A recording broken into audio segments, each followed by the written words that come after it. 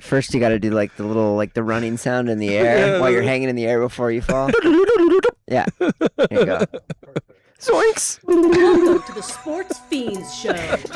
The show where, just like you, Ta-da. love sports. Thank you, Raggy.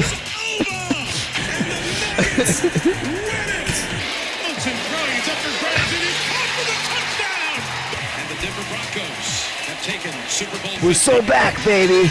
Oh, we live. Broncos! The Denver Broncos! Back to the offseason. Sorry. Back to Cancun. Hey, at least we made the playoffs, sir. Yeah? Ooh, that's a shot. And who? At least we made, well, they made the playoffs too, but barely. Barely. Okay. Barely with 12 wins. Catching inaccurate strays. Who's we? We don't know who's catching the strays, but somebody's catching them. There's a Raiders fan out there somewhere. Welcome to the Sportz Phenz Show, Sportz Phenz. I am Arthur Knight, and with me is this crazy man, Ryan Ligon, and this other crazy man, Mr. Michael Wharton. We're coming to you live from 4300 West Alameda from So High Studios, and we would like to thank IMV Vision for sponsoring us. IMV Vision is devoted to offering affordable and fashionable eyewear. IMV Vision is your eye care advocates. Their goal is to provide all with the education and awareness needed to make an informed decision about your vision and health. They are located off of Alameda and Buckley in Aurora, Colorado, but you can call today at 720-762-4290 or book online at imvvision.com. They take most medical insurance and Medicaid, so call or book today, 720-762-4290 or imvvision.com. That's 720-762-4290 or imvvision.com. IMV Vision, we see you. Tell them these Sportz Phenz sent you. All right. So, the Broncos lose. Boom, boom, boom, boom. There you go. Knew there was a sound effect for that. Come on, there has to be a boo in there. We need a boo. Well, there's that one too. Yeah. All the sound effects. So, one could argue that a lot of decisions that were made in that game were not very wise or questionable. Just one. One could argue a lot of things. I mean, well, We like to argue. anyway, I do like to argue. Even when I'm wrong, I don't care. I'll argue with you, Mike. It drives Mike insane. I You'll know that he's wrong and keep going. I was It might here, even fuel him more when he realizes it, too. I was here watching the game, and I could feel Arthur calling the shot the whole time and going, fudge. I mean, it's facts. I mean, I was man. It was rough. It was rough to watch. There are a lot of things that we could pick and choose definitively of why things went bad for the Broncos, but we all three have our three. I'm gonna go just with my top one. I'm not even gonna give all three because I think the other two, all of them are obvious. Actually, I'll probably give my top two. My top one is the arrogance of our head coach, Sean Payton. I said last week he had quiet confidence, and I hope that you guys caught the sarcasm or the underlining. Like, he doesn't have quiet confidence. This guy is arrogant. Nothing quiet like, about it. Always arrogant. And I don't mind confidence. I don't even mind overconfidence. But he's erring on the side of arrogance. And one of Ryan's points, but I'll let him point that out, was a call in the game to where you could have had the other team down 10-0 with a second-year quarterback, a first-year coach that has never been to that point in his career as a coach, as a player, yes, but not as a coach, and your arrogance tells you to go for it as opposed to getting those 10 point or those 3 points. That was the game right there. The turnover might not have happened. There might not be as much nerves. And to a certain extent, I get it. Your defense, you trusted your defense. And your defense held out for the most part. Your defense did hold out. The defense did their job on that Sunday, right? Nobody can argue that. But I just think the coach got a little too arrogant. He got a little too big for his own britches. He's not going to admit it, but anybody who knows football, and he knows football, he deep down inside knows that he made mistakes, a lot of mistakes. I said it would come down to coaching, and it did. And he made a mistake. He blinked, and they lost. My second one was lack of the ability to run the ball, whether with Stiddy or with any of the running backs that you have. You have like 4 or 5 on the roster, and yet you can't get 80 yards out of 2 of them. Like, come on, man. The run game was lacking for sure. Abysmal, man. It was lacking is not what I would lack. That's too soft of a word, or too not soft. Maybe soft's not the right word, Mike, but it was too forgiving. Ineffective. Yes. Like it's not strong enough. In dwindling supply. It doesn't do it for me, man. It's just like, no, their run game is, and I like Harvey. I do. He just doesn't have it yet. He doesn't have it. He did break one outside, and it was like, oh, man, that was good. But then he kept trying. Every run after that, in his mind, he just kept trying to break it to the outside every single time instead of trying to just go downhill, make one cut, and get really the 2-3 yards. He's not really that good at going downhill yet either. He's not. He's still got a lot to learn. He's a rookie. I get it. And the Broncos were playing with house money, but those are my 2. I had a third one, but it in the. You're going to spare Evan Ingram on this one? I mean, it's not him, though. I think it's the calls. It still goes back to my number. The reason why I'm not mentioning it is because everything that I'm mentioning still goes back to SP. Like, period. Everything that I'm not blaming any of the players. The players played with heart. You lost 10-7 in a game that you could have won 10-0. Right? Bad play calling on the coach's part, and If he coaches his best game on that Sunday, the Broncos are in the Super Bowl, and not the Patriots. But even with that said, Mike, what was your? Well, so regarding the play call, deciding to go for it on 4th and inches. Yeah. Dumb. Like they had to have known that there was like a blizzard coming. So I think that's one thing I think really affected this game. Clearly was the weather. The game came to a screeching halt in the third quarter. It completely came to a screeching halt.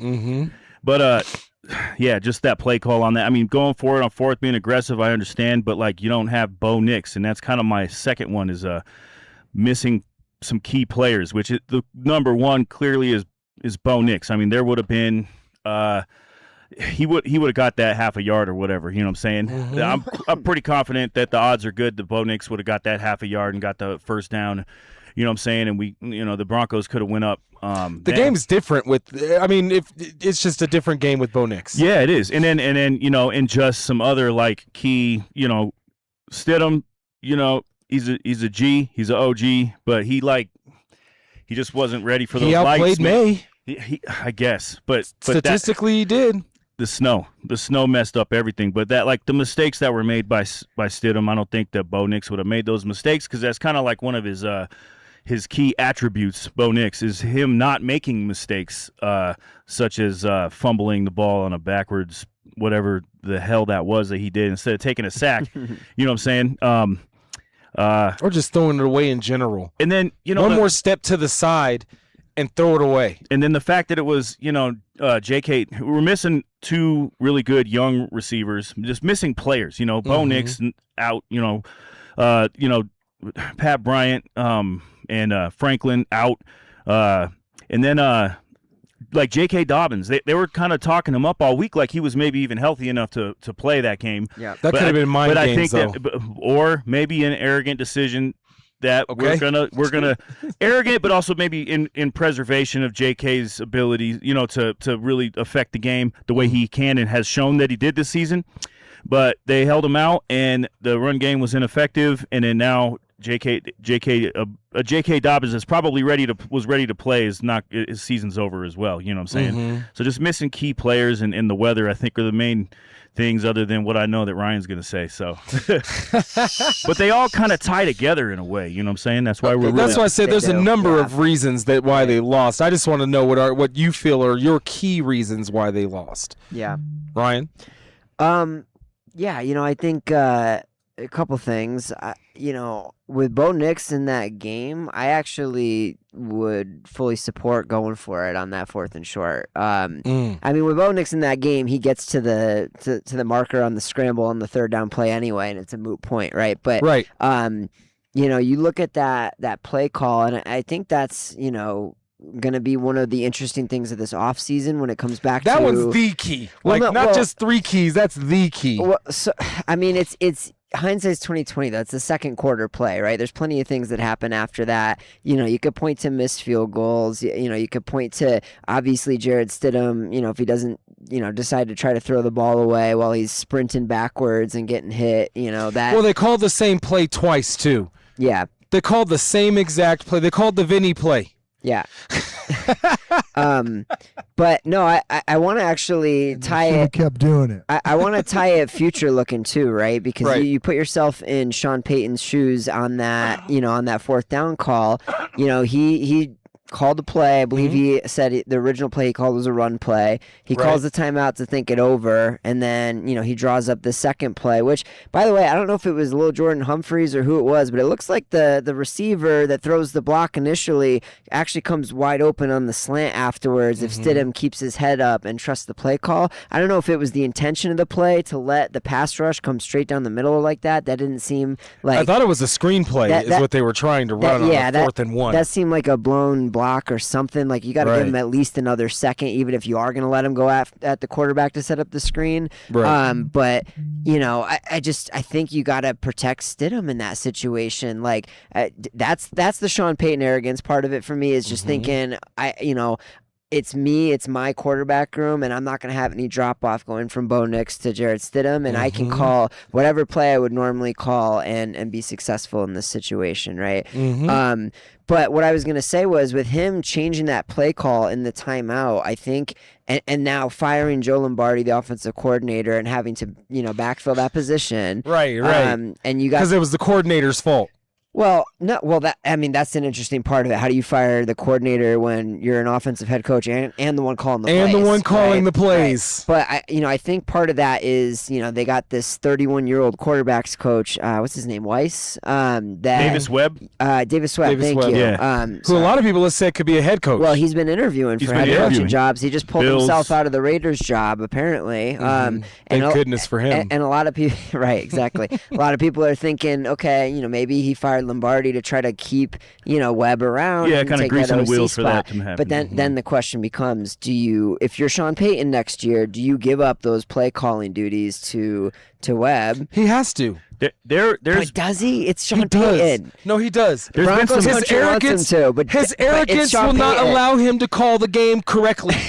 Yeah, but his arrogance won't let him give up the play sheet either. There's been some word around the campfire that Payton has said publicly that he would be willing to maybe share or give up play calling duties for the right guy, but I don't know. Maybe that's Davis. The right guy is his secondary ego. Well, he did say that he was going to give it up for. You're just mad at Payton right now. Yes, I'm bitter. Payton on this one. I'm very bitter. Well, I mean, it's on him for all the good things Sean Payton has done since he's been here, right? Like he's the offensive side of the ball, and the defense was exactly where you needed them to be all day in that game, and the offense couldn't run the ball, couldn't throw the ball. Every opportunity. And part of that, yes, is J.K. Dobbins being hurt, right? And Harvey has never truly emerged as a guy that's going to get productive yardage for you without wide open space to do it, right? Exactly. I mean, ever since Dobbins got hurt, yes, he had success in the Packers game. Packers run defense after Micah Parsons went down was non-existent, and he was still under 4 yards of carry in that game. Right. I think he had 7 carries for 50 yards in the Jacksonville game, but, they were down big quickly in that game as well. So part of that is scheming.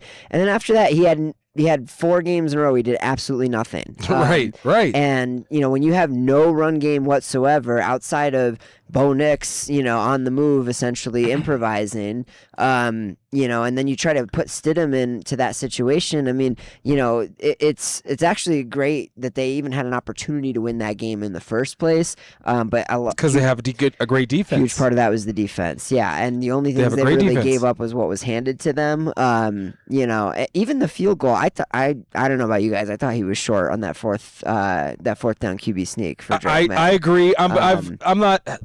Mark would probably disagree, but I truly don't like to blame games on the ref. You really should not allow referees in any sport anyway, to right. Yeah, I get it. But that was a bad call. And but it happened in the game before against the Buffalo Bills. Don't you love those when they have no idea because it's just a rugby scrum and they're just like, F it, first down. Well, I mean, if they did look at the overhead, it was clear. Don't they got the virtual measurement with like lasers and microchips? Yeah, but all the virtual measurement does is wherever the ref actually spots the ball, then it'll measure it to the spot. It doesn't actually track the. They gotta step up that tech. That's what I'm saying. If they're doing next gen stats at the ball and all that anyway, like how can you not just, to your point, virtual measurement the actual spot of the ball? Yeah. But here's the thing about the reason why I say it hinges completely on that field goal is because when he doesn't kick that field goal,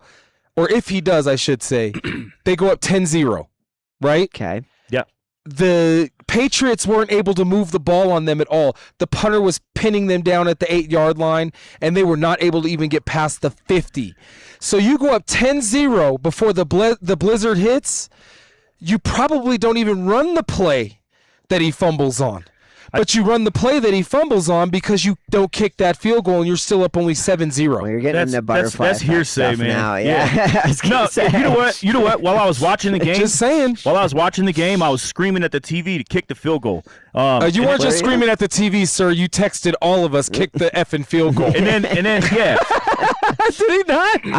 And then he calls the timeout, and then he changes the play. Right. And it was a bad play call. But I got to be honest with you. I got to argue with you a little bit. I think that the more like devastating blow for the Broncos in that game was definitely the fumble from Stidham. Yeah. That I think so too. But I don't think that happens. Points. But that's not on Sean Payton. That's the thing. There's no way to know that. No, there is no way to know that. But I think the pressure and the play call would have been different. If you're up 10-0, then you are up 7-0.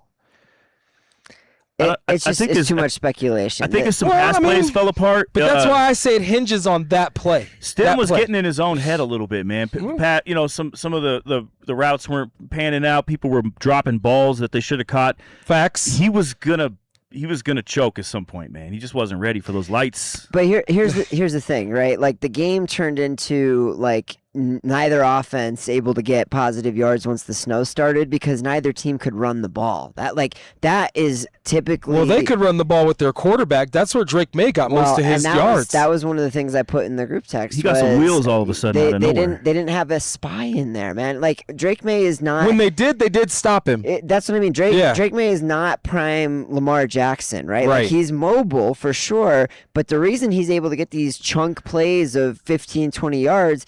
I mean, he had almost as many rushing yards as he had pass yards. He had like 86 pass yards, 65 rush yards, something like that, right? But the rush yards were at key moments and in big chunks because, he's not escaping out of the pocket through the arms of a defender, right? He's letting the pass rush move around him and the Red Sea parts and there's nobody there. Well, to your point, their only touchdown is scored on a what? On a quarterback run. On a called quarterback run. So, and like we were talking about this, right? Like, yes, you don't necessarily have the same speed in your linebacking core that Drake May has, but you don't need to stuff the guy behind the line every time he tries to scramble. All you need to do is force him to move laterally, let the defense rally, and turn that 20-yard gain into a 7 or 8 yard gain and give the defense a chance to make a stop. Yeah. Or even making him hesitate a second longer before he even tries to scramble in the first place to give the pass rush a chance to get home. For all the not moving the ball that Drake May did in that game, 86 yards passing, he had 0 turnovers, and you could argue that was the difference in the game. I mean, one could argue that the fact that the Patriots never turned the ball over, they did give up 5 sacks. But they did not. We knew the pass rush was going to get home. Yeah. But he didn't fumble, to his credit, even in bad conditions, even with 10 fumbles in the last couple games. That's been a thing for the Denver Broncos all season. Is yes, they historically got a lot of sacks this year, but not a lot of turnovers. Yeah. I mean, I think PS2 and Riley Moss had one each. Yeah. Like interceptions. Yeah. And then there was like a couple linebackers that had one each, et cetera, et cetera. It's not a turnover style defense. It's a bend but not break defense. Mm-hmm. But they broke and they gave Drake May, to your point, they should have had a spy on him. At bare minimum, they should have did a muddle rush in the I just don't understand the play calling by all the coaches. Normally I'm on the side of our DC, but I feel like he kind of missed on a couple of calls as well. Yeah. I'm not blaming all SP, but I don't think you can hang this on the players at all. The players were put in bad positions. The play calling was not good. There was not an even keel play calling of run to pass, especially since you had a backup quarterback in. You need to rely on your safety measures, your tight ends, your running backs, short passes, not just screens, but short passes, button hooks, posts.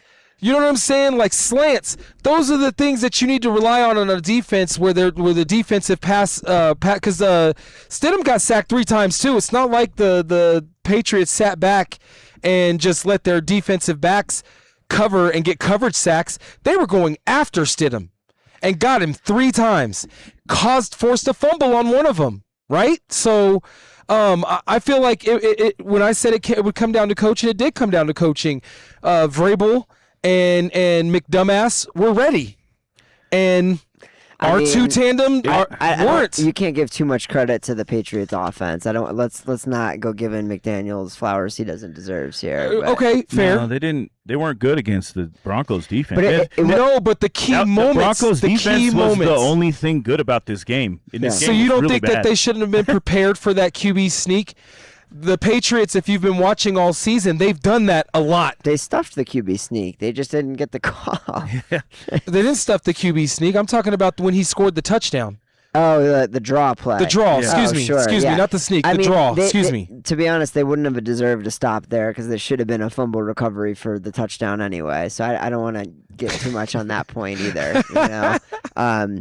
It is interesting because the defense was bent, letting up points left and right last week, but the turnovers were what kept them in the game. And then you got the opposite performance this week. But, I think it's reasonable to have expected Stidham to turn the ball over once for sure. I think that last one, I'm not calling on him. Well, I was just going to say that one's tough, but like he probably can't even see the Patriots players from that distance. That was the same play. He's trying to make a play that they got nothing on offense, and you got to move the ball. He didn't throw it in the first time they ran it, and the receiver was open, and then they were like, well, let's run it again. And then the Pats were ready for it. It was that simple.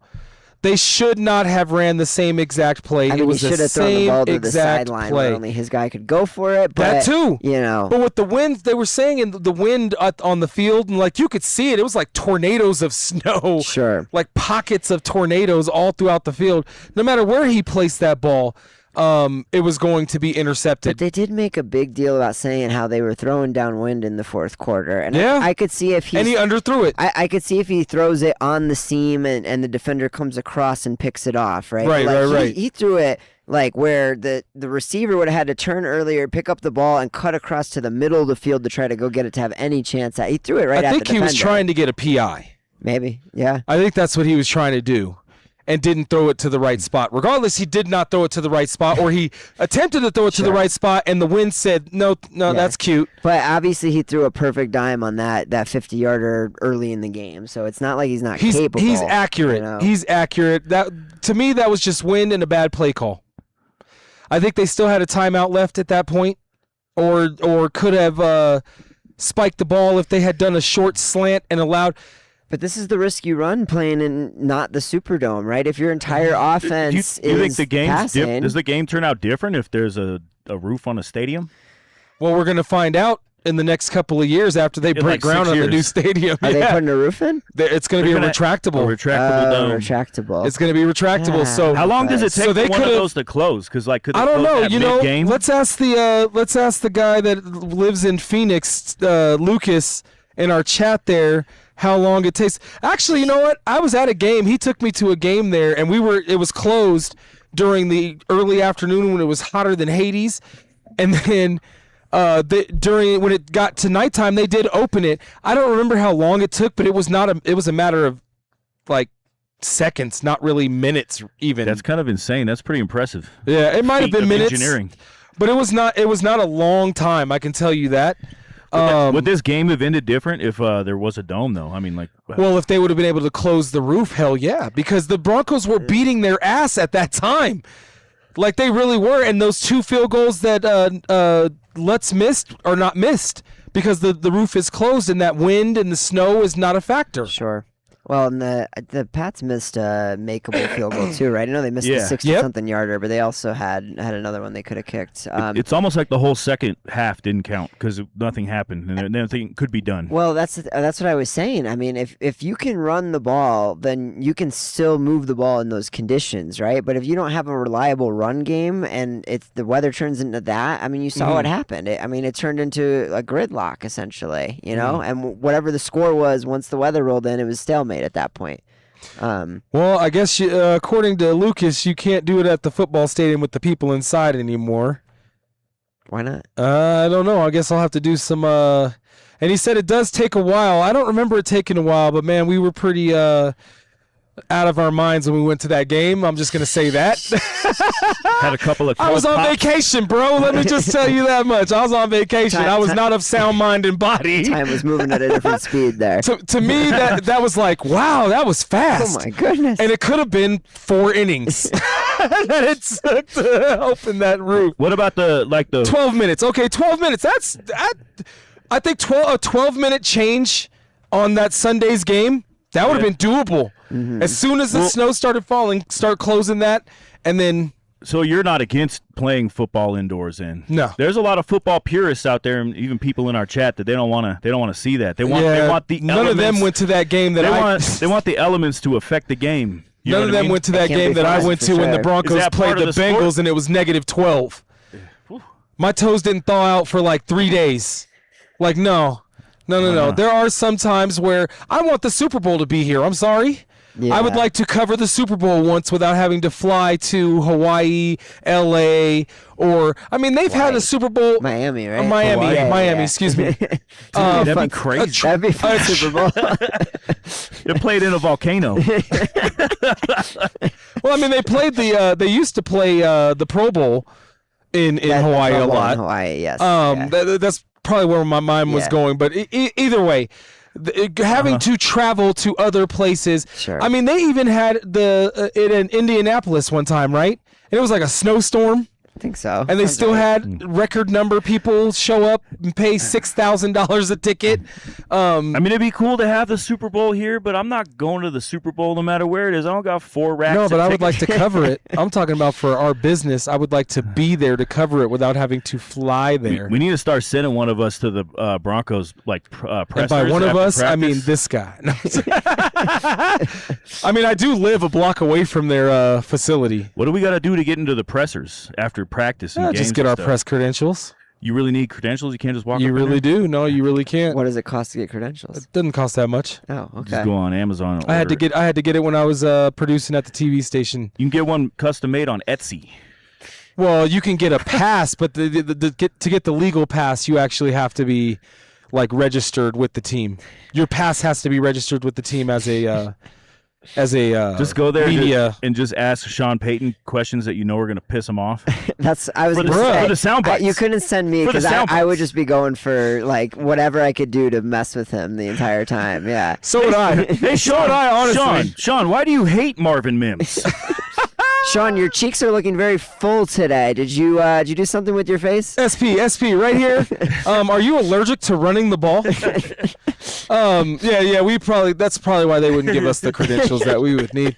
No, but you can get the credentials. You can get them. You can even get the credentials and get a media pass to go to Nuggets games.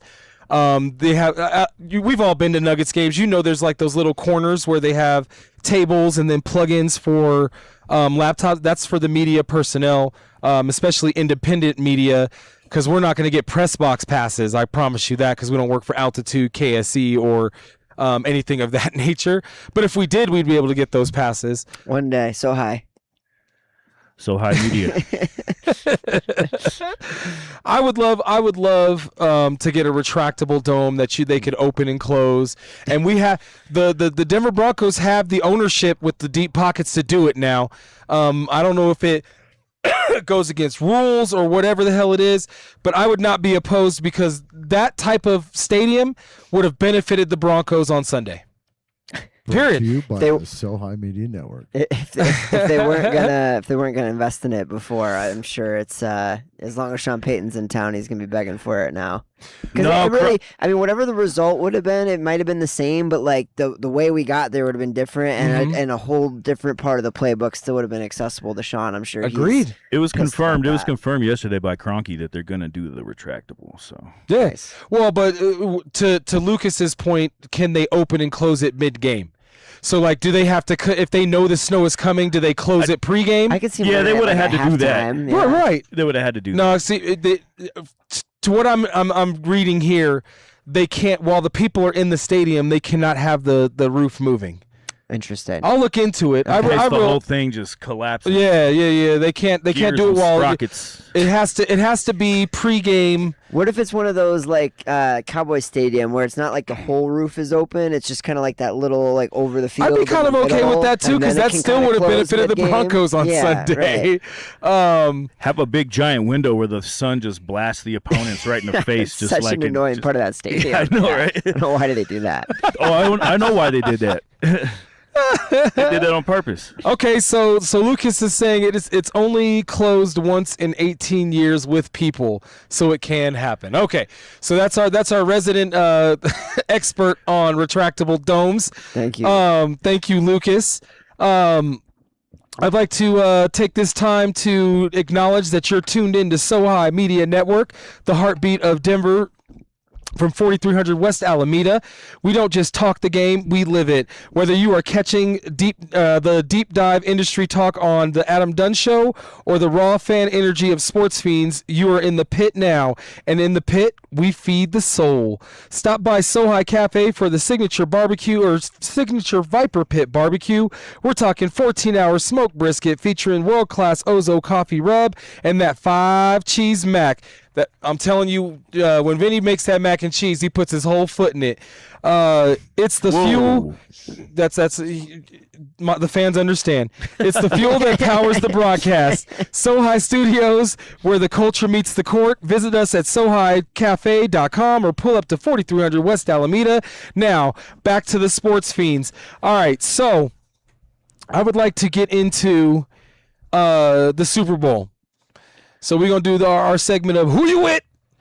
All right, so starting with Mike. I'll start to my left here. We've got the Seattle Sea Chickens and the lucky New England Patriots. Who you wit? Well, I think it's going to be a much better game than the AFC Championship, but I mean, I think it's. Well, I mean, it's in an indoor, like it's nice area. But I think there's going to be quite a bit of scoring, some rockets flying, laser show, all that fun stuff. Ooh, even with Seattle's defense. Yeah, Seattle's defense is pretty good, man. I don't know. I still think that like on a nice dry field, Drake May has the ability to okay, make some stuff happen. But I still think the Patriots are going to lose by double digits. Like, I mean, he's like, with that said, take the over. I like where Mike's going. Take the over. All right. So you saying Seattle? Yeah, Seattle. No, win? I just think that I think their defense is good enough to kind of keep New England at bay, and Darnold seems to be on fire right now, and their offense looks extremely potent. They got the whole package. They got the long ball. They got the running game. I don't know. I just think and they just. For some reason, man, the NFC looked more deadly this year than the AFC, in my opinion. It's kind of weird because AFC has always been like the dominant, half of the NFL in a lot of people's eyes. So like the fact that NFC was looking so impressive this year, man, I just think probably going to get better next year. yeah. So yeah, right. Well, so we'll see, and I think it'll be okay game. It'll be like entertaining, but I still think double digits Seahawks. Okay, you got a score, or are you not going to? I know you hate doing it, but 34-20. Whew. Okay, all right, Ryan, who you with? Whew. Yeah, it's tough to imagine with how cold that New England offense has been, even throughout the postseason as they've won games, them overcoming that, what is, already a great Seattle defense. Seems like they're playing the best ball of the season for that team. I think the big question is, which version of Sam Darnold do we get? I think first, game or two of the playoffs, people weren't sure if Minnesota playoff Sam Darnold was going to show up, if New York Jets Sam Darnold was going to show up. Obviously, he's been very impressive, I would say, against two, teams that they were expected to beat, right? But, I don't think people expected him to put up 30-something on that LA defense. So... yeah, he did drop bombs on him too. He boy. dropped bombs. Yeah, it wasn't no dink and dunk screen. Nope, he sure did. He played down the field. He was balling, man. For New England to have a chance in this game, they're gonna have to get the heck after him. They're gonna have to force enough turnovers, and Drake May is gonna have to play the best game of his career. And that's with having an MVP caliber season, I understand, for sure. But he's going to have to play better than he's played in the past month and not turn the ball over as well. 86 passing yards ain't going to cut it. I just think it's too tall of a hill for New England to climb. I think Drake May plays better than he did against Denver. I think Sam Darnold doesn't play quite as good as he did against LA, but still give me Seattle 27, New England 20. Okay, so you both think it is really going to be like a high-scoring game. Both teams are going to be able to move the ball. I'm kind of in that same vein as well. The only difference is I don't buy into Drake May. I think Drake May actually did fold against the Broncos. They have been their path to the Super Bowl this entire season has been laid out in luck, and I get it. Sometimes it's better to be lucky than skilled. I get it. But every single piece for them to have Bo Nix lose, the Broncos lose Bo Nix right before they play him. That was yeah. I mean, there's just if you go back, and I'm not going to go down that rabbit hole right this second because we don't have enough time. I do want to get to B-ball, but if you go and look at New England's season throughout the whole season, there are just lucky breaks. Like they're playing against a team that doesn't have their best wide receiver or best quarterback, or they were playing a losing record schedule this year. Next year, it's going to be different. They're going to have to play the first place schedule, which is going to include the Broncos with Bo Nix being back. But I digress on that. I do believe, I think we're all just going to take the trifecta of the Seahawks. I think this is going to be a boring Super Bowl, to be quite honest with you. I don't think either team is going to score very much points, especially in the first half. I think it's going to be 17-13 Seahawks. Ew. And yeah, exactly. Yuck. Don't create any kind of drinking game for this one if you're thinking scoring points. It's going to be a lot of field goals. It's good, especially Seahawks defense. You can put defense rules into drinking games. Come on, use your Okay, imagination. fair enough. I mean, okay. I retract that statement. You're not going to get any drinking games based off of scoring points. Two drinks for every sack. Finish your drink every Drake May fumble, that kind of thing. Okay, every so Sam Lucas Darnold interception. Lucas, who is also our resident betting expert, says over under for total points is at 45.5. So I think that's closer to you two than I would say that is to me. This guy right here. Yeah, that's closer to you two. So a lot of people believe that it's going to be, like a medium or high scoring game. I just don't see that happening. We will see. Touchdown tequilas. Okay. Hey, there you go. I like that. I remember one year it was myself, Mark, and his father, rest in peace, my guy, Gus, and we were taking shots of Fireball for touchdowns in 2015, the year that the Broncos had the highest scoring offense ever. Yuck. Bro. Wait, what did you do when they snapped the ball over Peyton Manning's head then? What was that rule? Oh, that was Sorry. yeah, that was my bad. No, that's okay. It's okay. We still beat Green Bay in the Super Bowl. That's cool. Just bring it back to 90s. I mean, Boom! if you're gonna bring up old stuff, I'm gonna bring up old. Yeah, he gonna bring up old Friggin' stuff. toddler.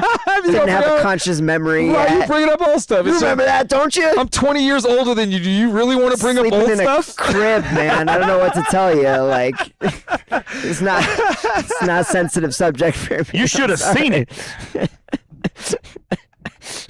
Oh my goodness. All right. Back to basketball. Let's start with basketball. Let's get to basketball. There we go. AG out for 4 to 6 weeks.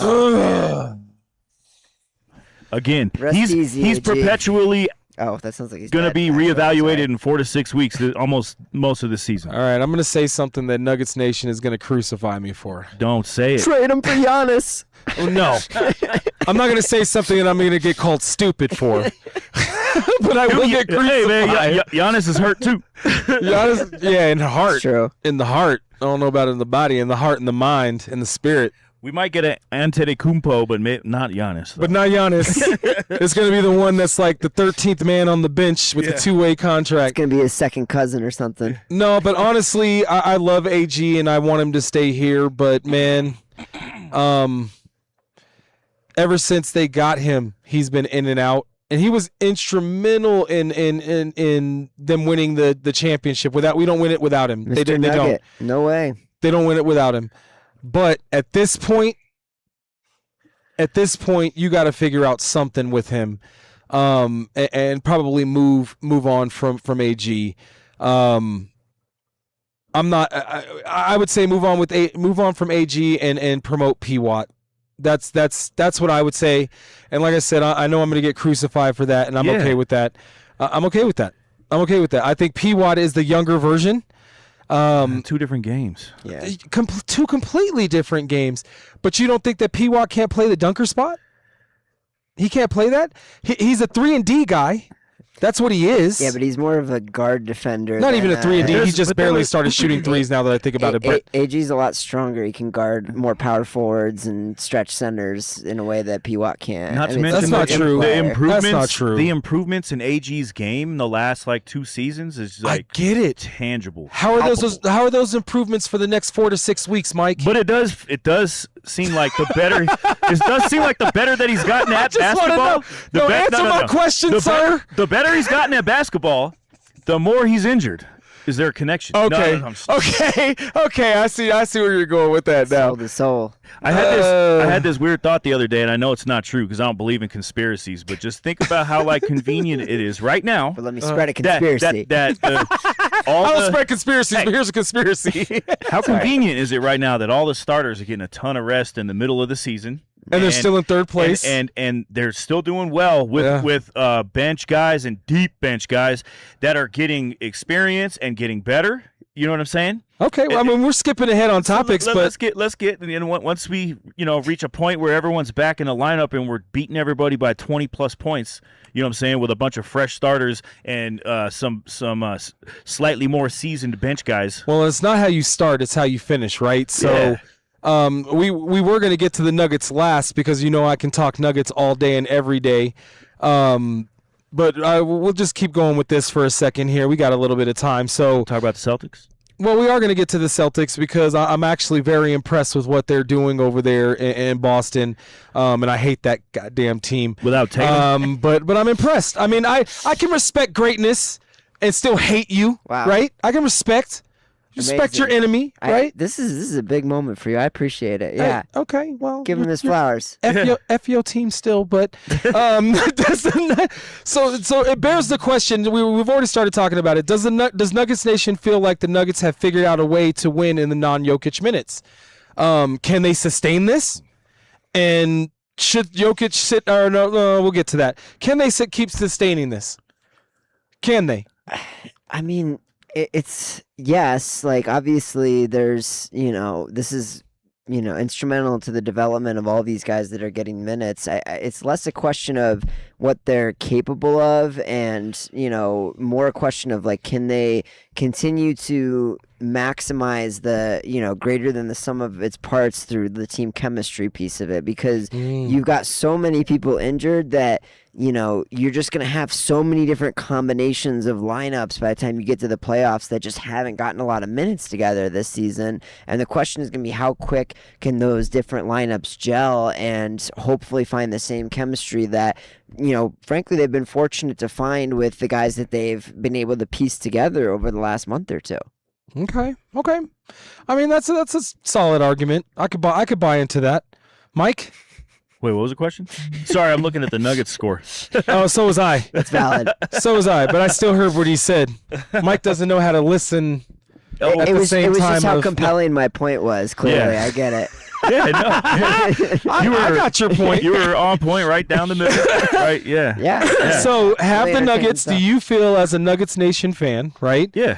Do you feel that the Nuggets have fit? Because the past 3 or 4 years, it's been the non-Jokic minutes, right? Yeah. Well, no, when the bench comes in, it's a drop-off in offense, defense, everything. Those days are over now. Okay, so that's what I'm asking. Yeah. To have the Nuggets figured it out? Well, you said, can they sustain this? You said, sustain? They're not really sustaining anything right now. They're waiting and treading water while they wait. That's all they're doing right now. That's the thing. And it just so happens that they're not doing too bad in the non-Jokic month that it's been. You know what I'm saying? Right. Yeah. No. Right. So I don't know. Sustainable. I don't think that's the right word for that. What would you describe it as? They're Survive? Survivable. They are surviving. Yeah. But they're treading water and they're waiting. You know what I'm saying? I think it's just only a matter of time when these starters start trickling back in, man. The league is in trouble. Well, it does. I agree. That I can agree to, because the fact of the matter is like the Jalen Pickett's, the Nuggets do have to figure out something with Jones.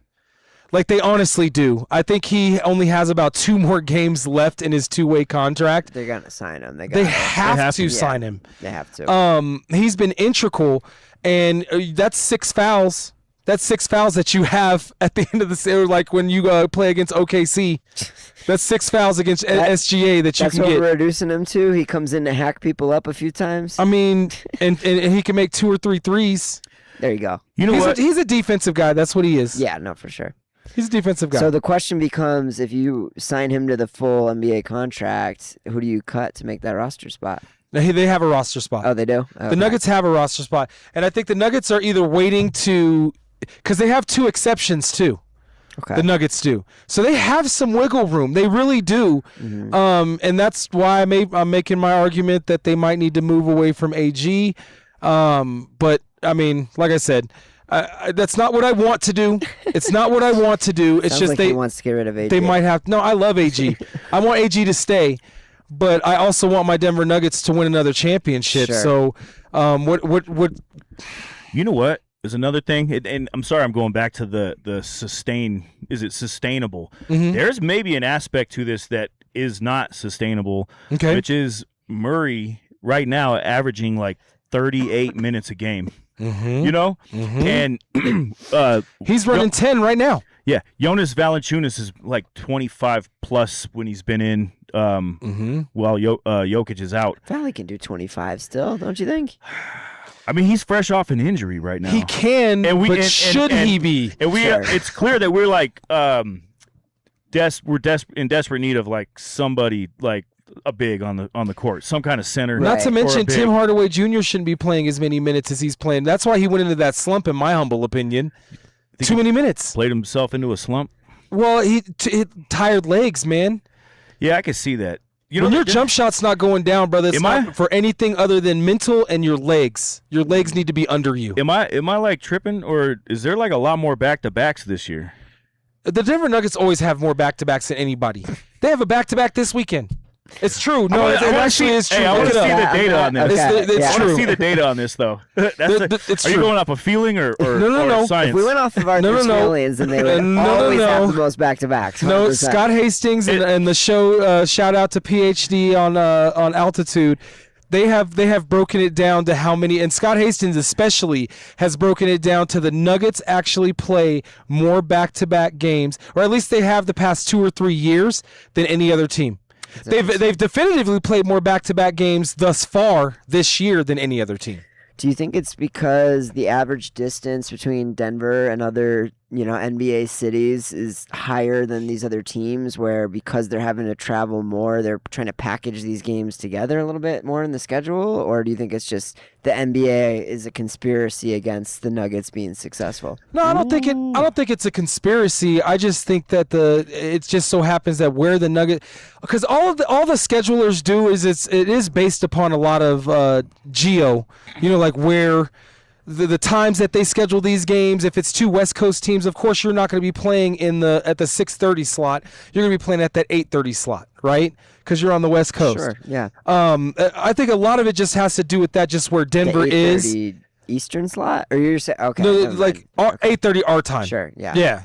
Or 10:30 Eastern, whatever you want to call it. But you're not going to get the Denver Nuggets are rarely ever going to get the prime time unless they're playing an East Coast team on the East Coast.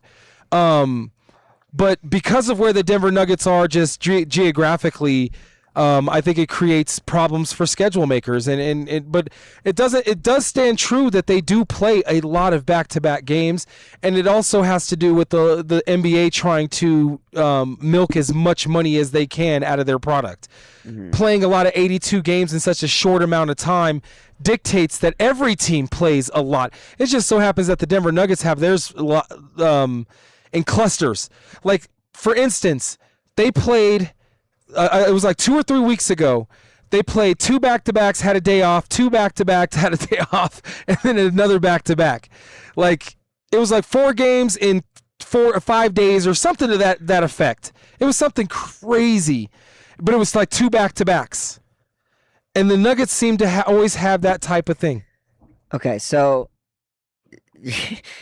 you're right, but you're not right. So wait, what? You're right, but you're also very wrong. I'll explain. Okay, so this I have to hear. The Nuggets have the most back-to-backs in the NBA this season with 16. Mm-hmm. But they're tied with 14 other teams for that record. So half the league plays 16 back-to-backs this year, including the Celtics. But okay. So you're not wrong, but it's not like unduly like the Nuggets and then everybody else, So half the teams have had just under 16. half. Yeah. Okay. Yeah, exactly. Okay. Yep. I mean, that's still a lot. That's still a lot. They play tonight. I'm not even advocating just for the Denver Nuggets. I would say if there are 16 other teams, that sucks. It's a lot. Yeah. That's a lot, I almost cussed. That sucks. They play tonight and tomorrow. 1 day off. Game Sunday. 1 day off. Game. Another back-to-back Tuesday, Wednesday. Case in point.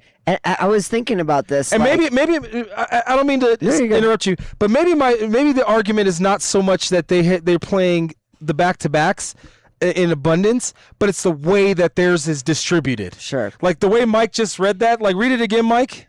Today, tomorrow, 1 day off. Sunday, 1 day off. Then Tuesday, Wednesday. Right. Yeah. That's their type of back-to-backs, and that may be the same with all 16 teams, sure.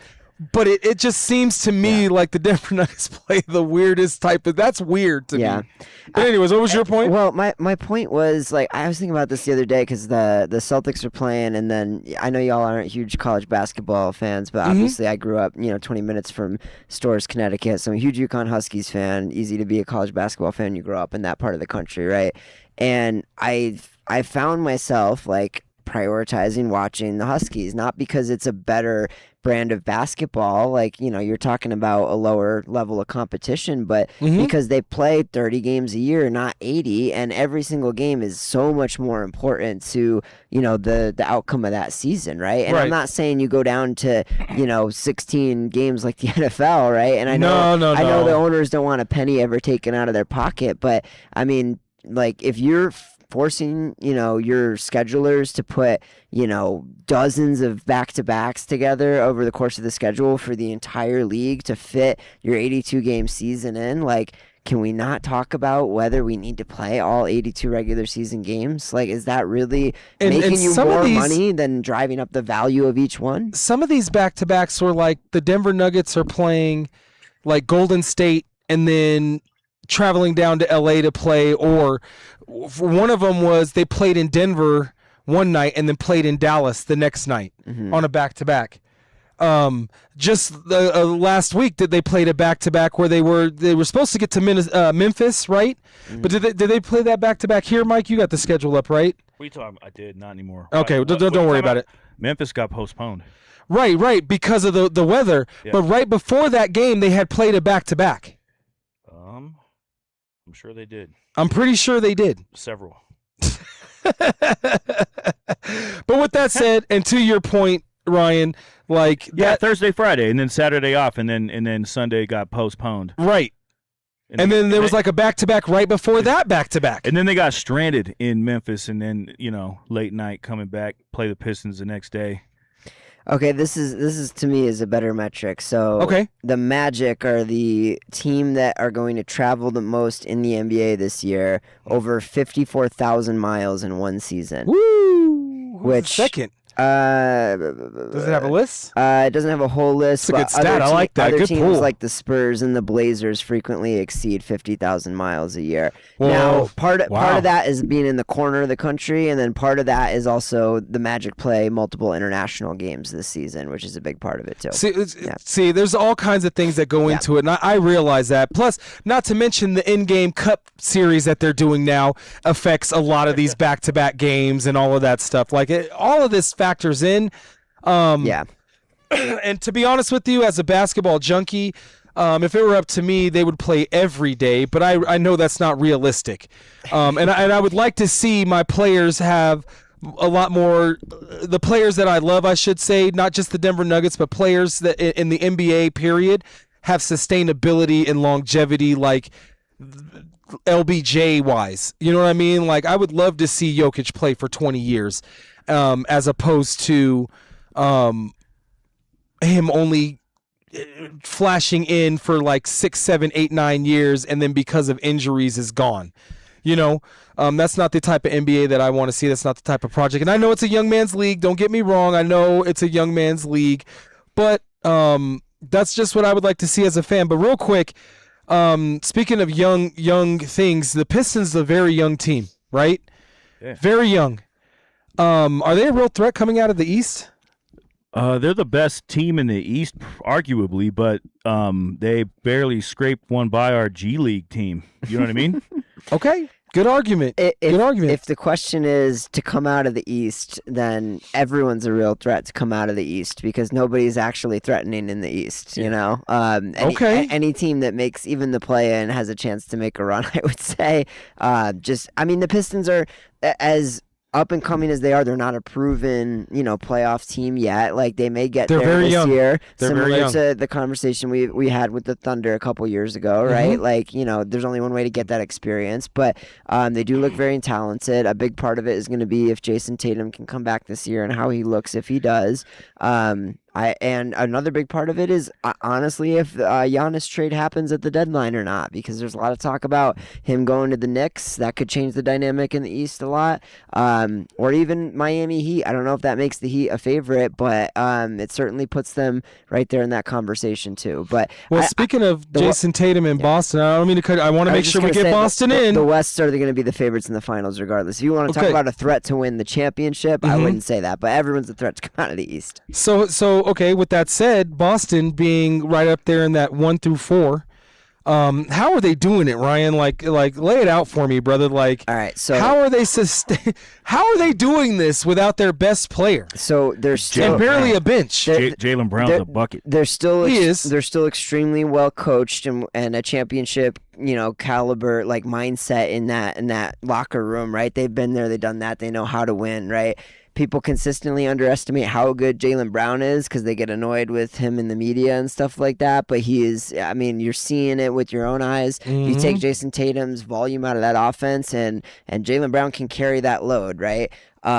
And I think the big question with this roster was that front court going to be able to hold up without Horford, without Cornette, without the different pieces that they've had in there in previous years. Kristaps Porzingis, obviously, and Neemias Queta has been a revelation this year. He has been a guy that people did not expect him to be. He's a double every night kind of guy. He's not going to shoot or spread the floor, but you don't need him to because you have so much depth on your wings with shooting and with defense. And he protects the rim. He gobbles up rebounds and he finishes plays around the rim when you need him to. And that's been a huge part of it. Shout out Neemias Queta.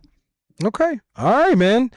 Good breakdown. That was quick and concise, too. I mean, I worked with the time I had. I have more, but I'll Lucas said that the Boston Celtics are doing it the exact same way that the Nuggets are. So, with that said, Jaylen Brown is as good as Nikola Jokic. Yes, correct. No. I didn't hear someone say not even that, a laugh? Not even a scoff? I did hear somebody say that Jaylen Brown is better than Jason Tatum. Ooh, I'm not even going to dignify either one of those statements with a comment. They're more different players than people want to give them credit to be. They're hard to compare, in my opinion. Let me take a deep dive on that next week. Can I? Okay. Yeah, sure. Sure. I would love to not hear that somebody's better than or the same as Nikola Jokic. Hold that. He's an alien. There's nobody like Nikola Jokic on this planet. There's also nobody like our fans, the Sports Fiends, man. We appreciate you guys tuning in, speaking up on the chat. Keep it up. We will see y'all next week. Don't forget to follow us on social media at Sports Fiends with the Z's. And we will see y'all next week at 7 p.m. at the same time. Don't forget to come by and see Vinny, 4300 West Alameda. Tell him the Sports Fiends sent you. We will see y'all next week. Deuces. See ya.